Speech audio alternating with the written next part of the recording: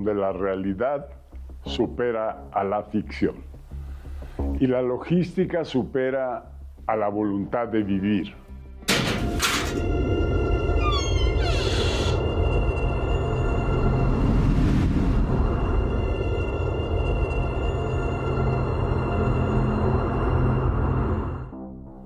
Hoy hablamos de salud, o mejor dicho, del arte de no tenerla. Según el colectivo Cero Desabasto, en los últimos años se han dejado de surtir efectivamente más de 15 millones de recetas en las principales instituciones de salud pública y probablemente muchas de ellas tuvieron que ver la diferencia entre vivir o morir por falta de ellas. No es que no queramos curarlos, es que al parecer mover una caja de paracetamol de un almacén a una farmacia es más complejo que poner un rover en Marte. El desabasto no es un accidente, es una decisión administrativa y por esto iniciamos este análisis. En México el gasto desde nuestros bolsillos no deja de crecer. La cifra oscura de hoy es 40%. Ese es el aumento del gasto desde nuestros bolsillos en los últimos 3 años. Para un paciente con cáncer o diabetes, la logística no es una gráfica de Excel. Es la diferencia entre la remisión o el colapso. A continuación, escucharemos a quienes sí saben de esto. Académicos que analizan el vacío y expertos que ven cómo las licitaciones desiertas se convierten en camas vacías. Porque en este país el derecho a la salud es constitucional, sí, pero el acceso, ese es opcional. En México la salud se ha convertido en un artículo de lujo que se paga con el patrimonio familiar. Mientras los discursos oficiales hablan de gratuidad, la realidad se factura en la farmacia de la esquina. La cifra que define este sexenio es el 40%. Ese es el incremento real del gasto del bolsillo en los últimos 3 años. El sistema de salud mexicano opera bajo una promesa de gratuidad que se rompe en la ventanilla de la farmacia. Cuando un hospital público receta un medicamento pero no lo tiene en existencia, el paciente enfrenta una decisión binaria: interrumpir su tratamiento o acudir a una farmacia privada. Ese 40% de aumento representa el dinero que las familias destinan a comprar desde paracetamol básico hasta quimioterapias especializadas, que deberían estar cubiertas por sus impuestos. Hablamos de un impuesto invisible. Para una familia que enfrenta el cáncer o la diabetes, la logística del sistema público es un laberinto de carencias. Aquí, la falta de una clave de medicamento en el inventario es la frontera entre la remisión y el colapso. En este país, el derecho a la salud está impreso en la Constitución, pero el acceso real es una opción reservada para quienes pueden costearla 2 veces, una con sus impuestos y otra con sus ahorros. Que cuánto vale un paracetamol, no lo hay y los tenemos que mandar a comprar. La gente se muere. En ningún hospital tienen luego el medicamento que requieren los pacientes. Y la caída del abasto comenzó durante el sexenio de Andrés Manuel López Obrador. No fue un evento súbito, sino el resultado de un cambio radical en la arquitectura de compras del Estado. Dije que iba a ser el mejor, que iba a ser como en Dinamarca. No es como en Dinamarca, es mejor que en Dinamarca. La transición de un modelo de compra consolidada, liderado históricamente por el IMSS, hacia uno centralizado y gestionado por nuevas instituciones, generó una desarticulación operativa, que aún hoy, en 2026, muestra secuelas. En 2019, el gobierno federal decidió vetar a las principales distribuidoras farmacéuticas del país por sospechas de corrupción. Sin embargo, al separar la compra de la distribución, el sistema quedó huérfano de logística. El gobierno lograba comprar el medicamento, pero no tenía cómo llevarlo de los almacenes centrales a las clínicas rurales o farmacias locales. Esto provocó que millones de unidades caducaran en bodegas mientras los anaqueles de los hospitales permanecen vacíos. El esquema de compras pasó por múltiples manos en pocos años, lo que fragmentó la experiencia técnica necesaria para procesos tan complejos. La Secretaría de Hacienda intentó comprar directamente sin conocer el mercado farmacéutico. Se le asignó la tarea de compra a la Oficina de las Naciones Unidas de Servicios para Proyectos, para garantizar transparencia, pero el organismo internacional enfrentó dificultades para entender las claves específicas y los tiempos del mercado mexicano, dejando desiertas cientos de licitaciones. Luego se creó el INSABI, para sustituir al Seguro Popular. Falló en consolidar las compras para los estados, lo que culminó en su desaparición y el traspaso de funciones al IMSS Bienestar. De acuerdo con informes de colectivos como Cero Desabasto y datos de transparencia, entre 2017 y 2018 el IMSS surtía con éxito cerca del 98% de sus recetas.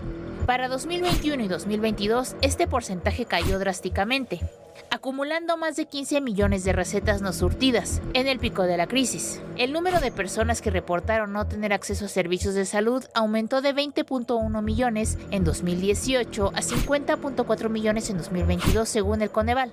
El gasto de bolsillo en México es hoy uno de los más altos entre los países de la OCDE. En los otros países es del 20% el gasto en salud. En México, esta cifra ha escalado drásticamente, superando el 40%. Mientras que en otras naciones con sistemas robustos, el Estado absorbe el costo de las enfermedades crónicas. En México, el sistema transfiere esa carga financiera al entorno familiar. Somos de facto uno de los países donde enfermarse sale más caro para el individuo. Para una familia de ingresos altos, comprar un tratamiento de 2,000 pesos es un inconveniente. Para una familia que vive con el salario mínimo, ese gasto representa la mitad del presupuesto mensual.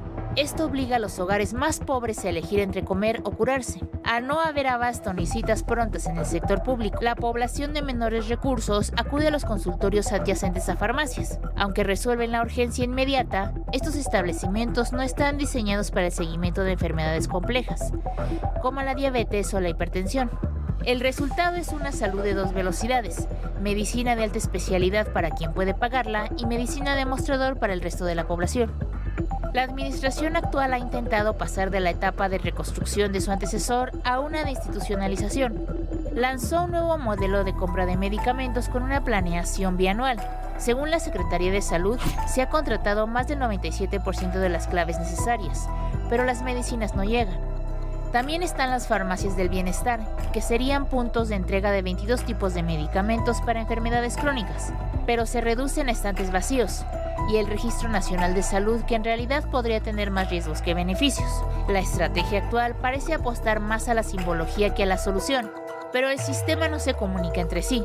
Mientras la logística siga siendo el eslabón roto, el ciudadano continuará pagando la brecha entre la promesa política y la realidad hospitalaria.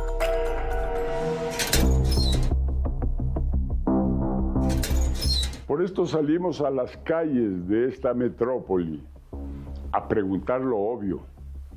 El espejo ciudadano no miente, aunque las conferencias de prensa digan lo contrario. Queremos saber en realidad cuánto cuesta la gratuidad del sistema. Híjole, hay varios que sí me negaron. Sí, eso sí. Pues regularmente dan paracetamol nada más. Pues nunca hay. Paracetamol y no había nada. Pues siempre nada más lo que dan es el paracetamol y ibuprofeno, medicamento casi no. Las farmacias es muy raro que tengan los medicamentos como debe de ser. 8 horas, es un día de labor. Bueno, hay medicamentos hasta de más de 1,000 pesos, no sé a cuánto horas corresponda, tal vez un día de trabajo. Yo creo que unos 3 días, más o menos. Pues otras veces que las farmacias están baratas y otras veces que no. Cuesta como 200, eso es lo que cuesta. El más caro, según dice que es lo mejor, pero la verdad yo compro lo más barato que puedo. Por la mala administración del gobierno. Digo, aunque digan, ¿no?, que siempre le echamos la culpa al gobierno, pero desafortunadamente con este sexenio vamos de mal en peor. Pues precisamente porque no hay medicamentos. Son muy pocos los medicamentos que llegan a ver, pero por lo regular, vuelvo a repetir, es el paracetamol y ibuprofeno. Nadie sabe más de la realidad del día a día que cada uno de ustedes que nos ven y viven este sistema de salud. Entramos al Consejo de Sombra para cuestionarnos qué es lo que se hace, o más bien se dejó de hacer, para complicar aún más el suministro eficiente de medicamentos. Para esto doy la bienvenida a Mariana Campos, quien es la directora general de México Evalúa, una institución verdaderamente valiosa para el país.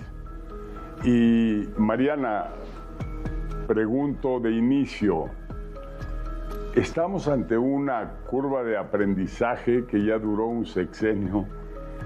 ¿O la logística es simplemente el pretexto técnico para ocultar una incapacidad política? Muchas gracias por este espacio. Y a mí me parece que no estamos ya en una curva de aprendizaje. Creo que claramente estamos ante la falla de las instituciones que tienen que generar un conjunto de procesos efectivos para la compra y abasto de medicamentos.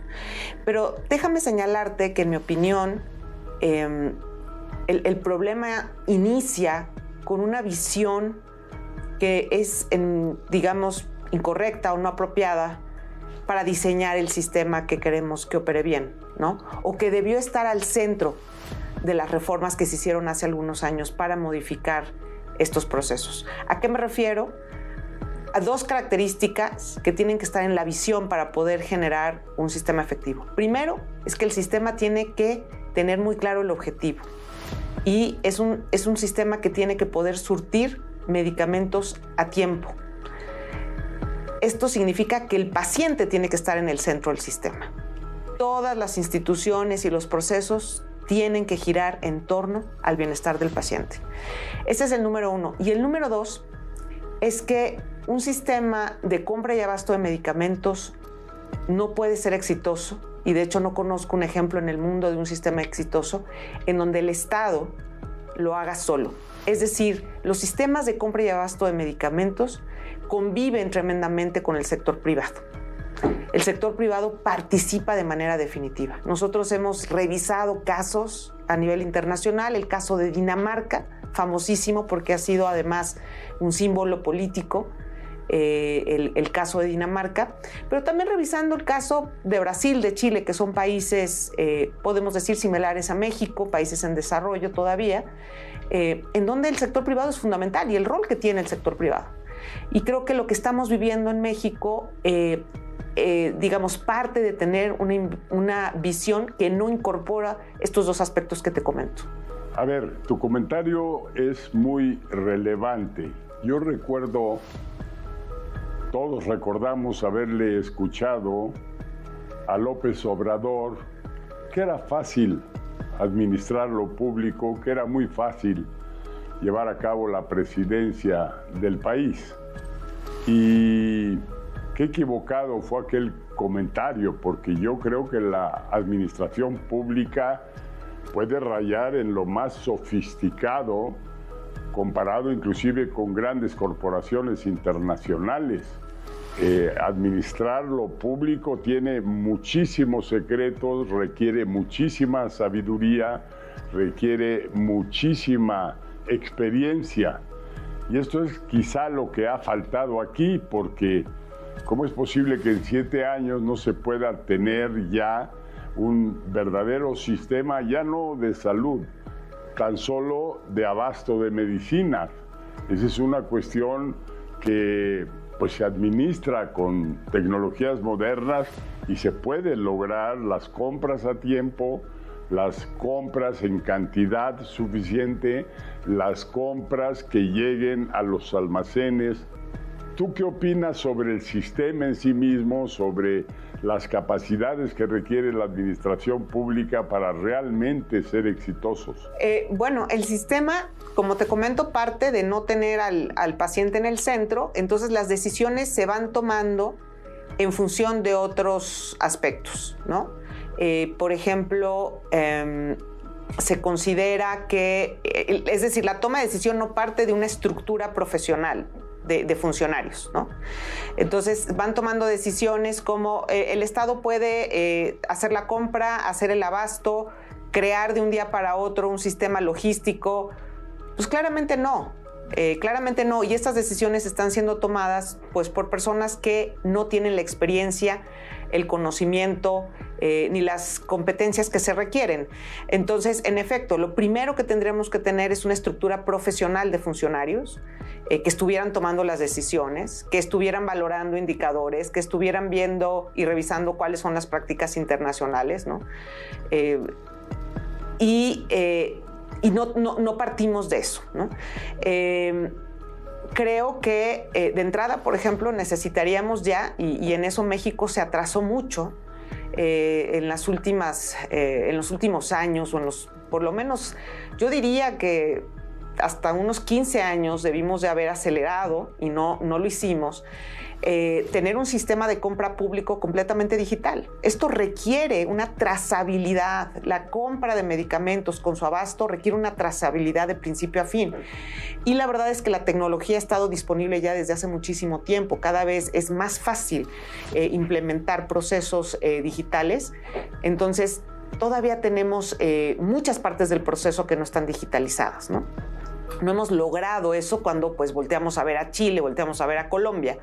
Colombia, por ejemplo, empezó mucho más tarde la adquisición, el tener una plataforma de compra pública, ¿no? Y la propuesta actual que hemos visto en México es que el Estado quiere hacer todo. Quiere construir un sistema logístico sin experiencia, sin capacidades, que va a generar costos adicionales que no tendrían por qué ser. Cuando en México tenemos pues verdaderamente un sector privado con las capacidades y los incentivos. Y otra cosa, con esto cerraría mi comentario. Cuando participa el sector privado, el sector público vigila, regula, evalúa. Cuando el sector público quiere abarcar todo, se vuelve juez y parte. Yo soy el que proveo y el que me regulo y el que me reviso. Eso no funciona. Hay un conflicto de interés inicial. Entonces, yo creo que es muy importante mirar lo que sucede en otros países, avanzar nuestra tecnología, profesionalizar a nuestros funcionarios y poner al paciente al centro.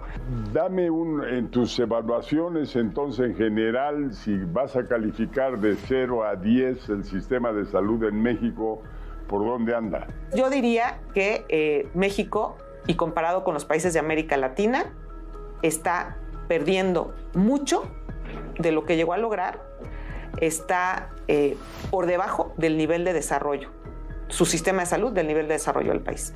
Muchísimas gracias por informarnos cómo andan las cosas más o menos, basados en evaluaciones que ustedes hacen constantemente.